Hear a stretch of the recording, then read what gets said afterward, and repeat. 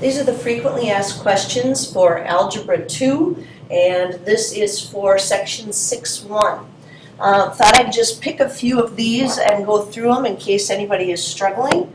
Number 17 is we are supposed to find the real cube root of these numbers, and it's 0.000343.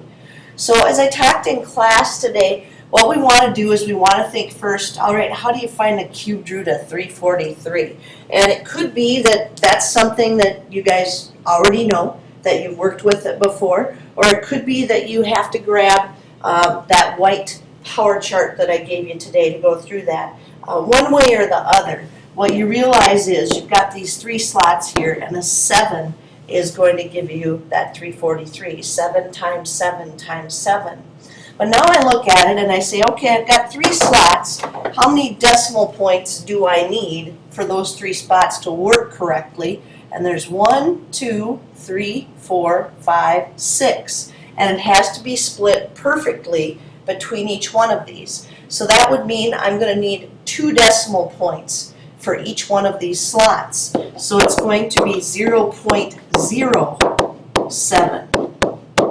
Again, knowing what we do about multiplying by decimals, that when you multiply a decimal by a decimal, when you get done, you have to move the decimal over the number of decimal places that you have from both of those numbers combined when you found that product. So 2 decimals here, 2 decimals here, 2 decimals here, in the end will give us 6 decimal places, which is what we want. So our answer is 0.07.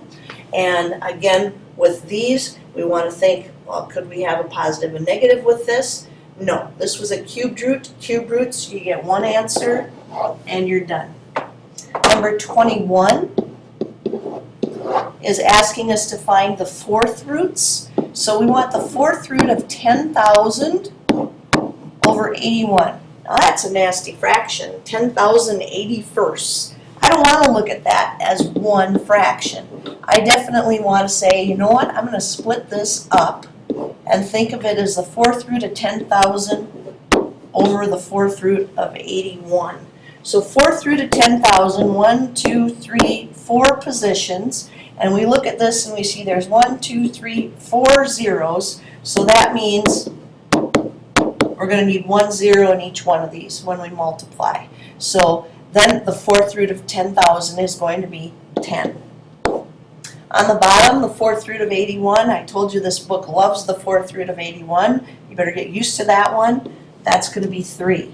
But this one was fourth root. And when we wrote that fourth root down, we should have been thinking this could either be positive or negative. So positive or negative 10/3. Positive and negative 10/3 for number 21. Then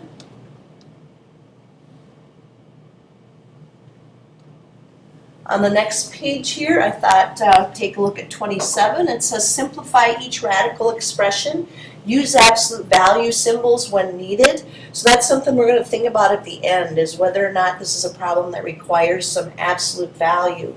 So in number 27, I want to think of this as the cubed root of 27 and the cubed root of y to the 6. Well, the cubed root of 27 is 3, and then the cubed root of y to the 6, remember, is asking us if we had 3 slots and they had to be filled by the exact same thing every time, and they multiply together to give you y to the 6, that would have to be y squared, because when we multiply similar bases, we add the exponents. So that's going to be 3y squared. Now I stop and think about whether or not I need absolute value bars. So I come back to number 27 and I see that index is a 3.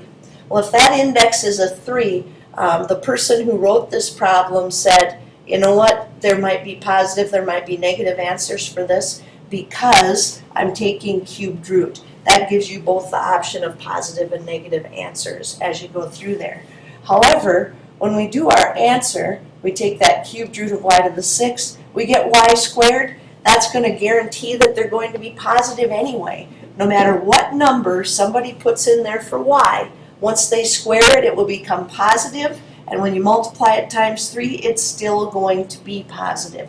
So two ways that you can think about that problem and how this would not require any absolute value bars. We are guaranteed positive, whether or not we're using the original circled in the green, or positive when we're using the red in the box. So no absolute values. Number 29, this was a fifth root. So we need the fifth root of 32 and the fifth root of y to the 10th.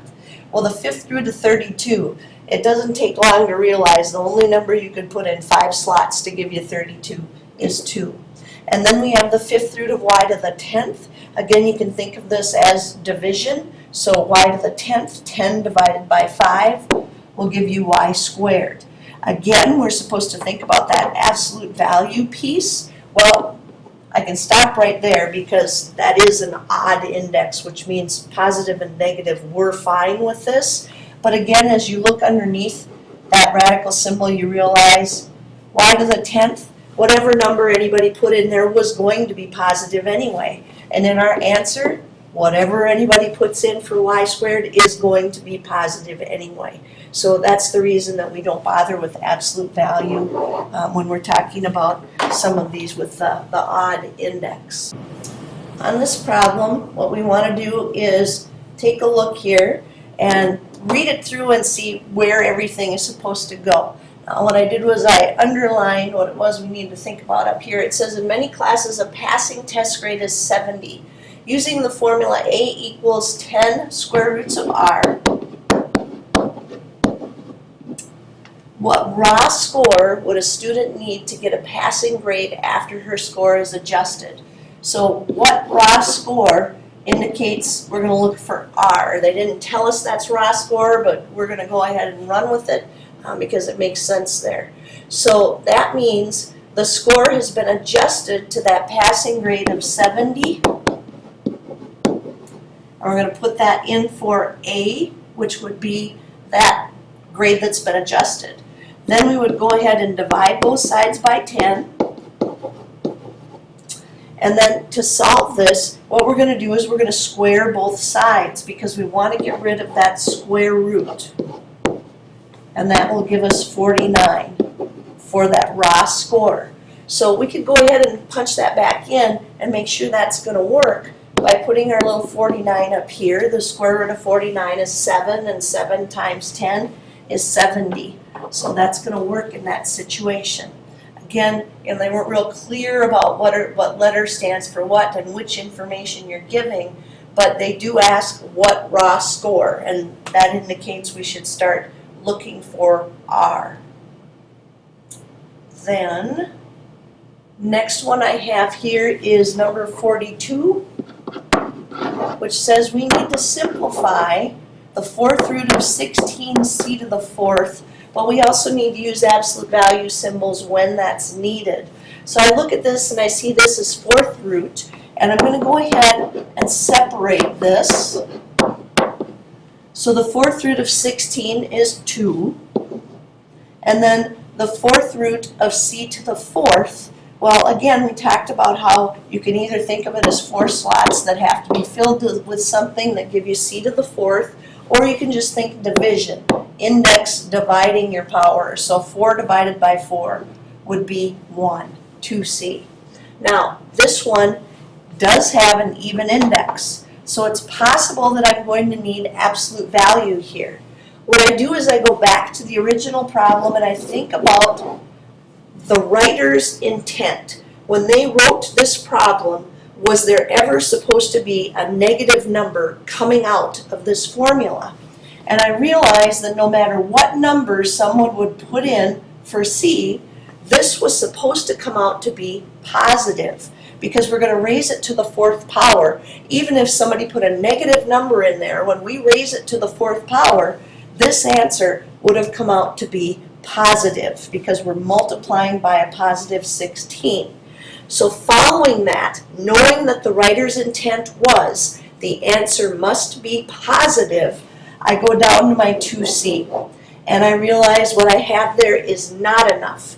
Because if somebody says, I'm going to use c as -3, this answer is going to be -6. And that was not supposed to happen when the writer wrote the original problem.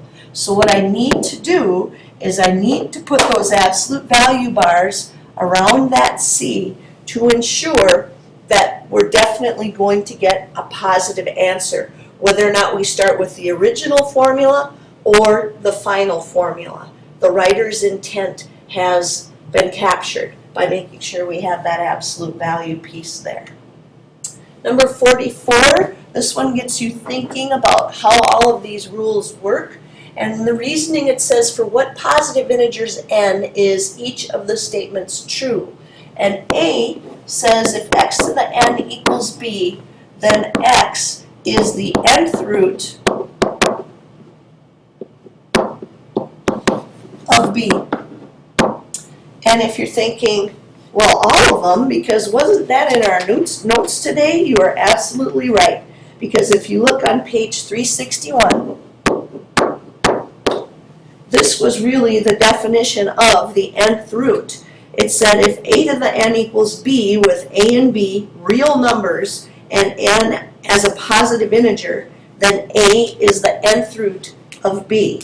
So notice it said n is a positive integer. So that's what we would write for this one. All positive integers. That works for all positive integers. For b, it says if x to the n equals b, when is x going to equal the nth root of b? Now what I just noticed is they're telling us it has to come out to be a positive nth root of b. So I start thinking, well, if that's going to be a positive nth root of b, no matter what, it can't be square root, fourth root, sixth root, eighth root, because that gives you plus and minus. So on this one, I would be limited to all odd positive integers, because that would guarantee if I'm putting positive integers in there and they are odd for n, that I only get one solution back, because this did not say that positive and negative were both something that we could achieve with this. It's just the positive value. Number 48 says, is this going to be always, sometimes, or never true, and explain your answer? So I look at number 48, and right away I'm thinking, okay, if I didn't know that, would that be my answer to this problem? Well, the cubed root of x to the third is just x. And because this was cubed root, I wouldn't put absolute value there. I wouldn't need that. So we wonder, why would that be true? What cases would make sure that I'm going to get a positive value back? Well, if I put a positive number in for x, I'm going to get a positive number back. If I put a negative number in for x, I'm going to get a negative number back, because this is cube root. So if we're talking about cubed root in this situation, this truly is a matter of positive in, positive out. You take a positive number and you put it in this formula, you are going to get a positive number back out. So my x's for this are going to have to be positive. So I'm going to put that x has to be greater than or equal to 0 in order for this to work. Number 56 says, which equation has more than one real number solution? Well, we take a look at A, and hopefully you're saying to yourself, well, I take the square root of both sides. The square root of 0 is 0. One answer. That's not the one we want. We go to B, we take the square root, but when you take the square root, you get a positive and a negative one. Now, that's definitely my answer, but I want to check out the other two just in case. So on C, I take the square root, and that's not a real answer. That's definitely not going to be more than one real number solution. That's not even one. And if in D, I take the cubed root of both sides, I'm just going to get -1. So B was the correct choice, because I get two solutions there. 57 says, according to the rational root theorem, which of the following is not a possible root of this polynomial equation?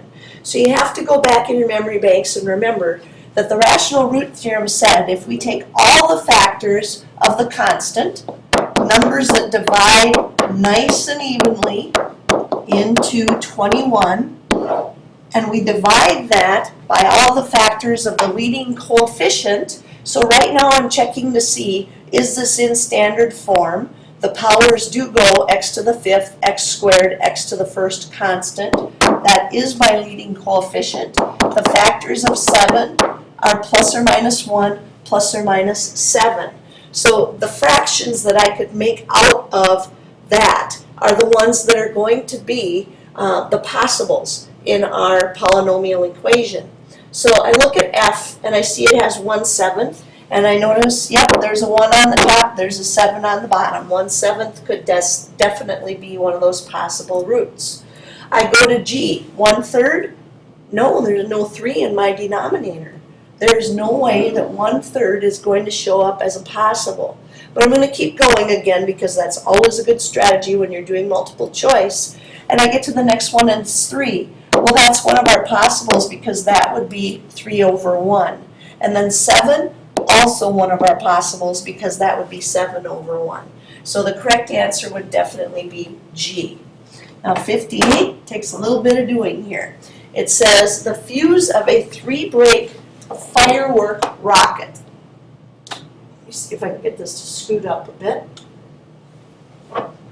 Is programmed to ignite 3 times with 2-second intervals between the ignitions. So it fires and then it has this 2-second interval where the rocket's going, and then it's going to fire again. So for 2 seconds we've got a firing going on here, another firing here, etc. every 2 seconds, and it's going to do that ignition 3 times. So that's the pattern that we're looking at. When the rocket is shot vertically in the air, its height h in feet after t seconds is given by this formula. H of t equals -5t squared plus 7dt. And how many seconds after the shot should the firework technician set the timer of the first ignition to make the second ignition occur when the rocket is at its highest point?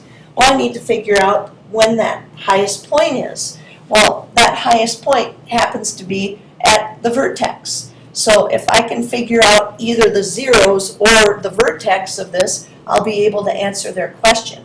So I'm going to try and see the whole shot so that I can give you an idea of exactly what we're seeing here by finding the zeros, because the zeros can be found really easily by just factoring this. Both of our terms over there contain a -5 and a t as a factor. So we can pull out -5t, and that will leave us t minus 14. So my zeros are at 0 because -5t equals 0 would be solved by dividing by -5. And then 14 because 14 minus 14 is 0. So I have a 0 here and I have a 14 here. 14 seconds. Halfway between those two is the highest point, and that halfway is going to be 7 seconds. Now, if you didn't read this whole confusing thing, I'm sure you would absolutely put down that this is going to be 7 seconds. But it's not, because remember, we have that 2-second interval. So if we want that at its highest point, 2 seconds before that, we had to do the ignition. So 7 seconds minus the 2 seconds to work backwards gives us 5 seconds. Pardon me. So at the 5-second mark, you'd want that second ignition to occur, so that at the third, you'd be at that 7 seconds, that highest point, and that's what we would want there. On 65, 66, and 67, I thought it couldn't hurt to go over these. You had this in the concept bite, but hopefully now this is going more smoothly. So in 65, I see the overall big picture of this problem is division. So 14 divided by 7 is 7. But when we divide similar bases, we subtract the exponents, and these both have a base of x. So 7 minus 4 is 3. These two, the y's, are the base, and 9 minus 6 is 3. And I'm done. You know, all I had to do there was think big picture division. Pardon me. 66, again, the big picture is division. Now I have 3/9, and of course, you know, I can't divide 3/9 without getting a nasty decimal, so what I'm going to have to do with that is just reduce that. And then I go through and I do subtraction again, remembering that if there isn't a power there, it's always a 1. So a to the first minus nothing, because there isn't an a on the bottom, is still going to be a to the first. B to the first and b to the first on the bottom, when we divide similar bases, we subtract the exponents. That's going to be b to the 0, and b to the 0 is 1. So I don't even need to write that down. And then my c's, I have c to the first on the top. There are no c's on the bottom, so it'll be c to the first. So I could write this as 1/3 ac, or I can write it as ac over 3. Because we can think of this as AC over 1 and multiply it as a fraction to get top times top and bottom times bottom. Number 67, again, overall, we're looking at division. The 20 divided by the 5 is 4, and then I have that little imaginary 1 up there. So to do this division, 1 minus 3 is -2. Well, I can't leave that up there because remember, negative powers are for reciprocals. So it's going to go from the top, which would be 4x on the top of this, down below, because that has the negative exponent, not the 4, just the x term has the negative exponent, so that's the one that moves down. And then that one is completed as well. So hopefully that's enough to help you out with the first day that we have here of section 6.1.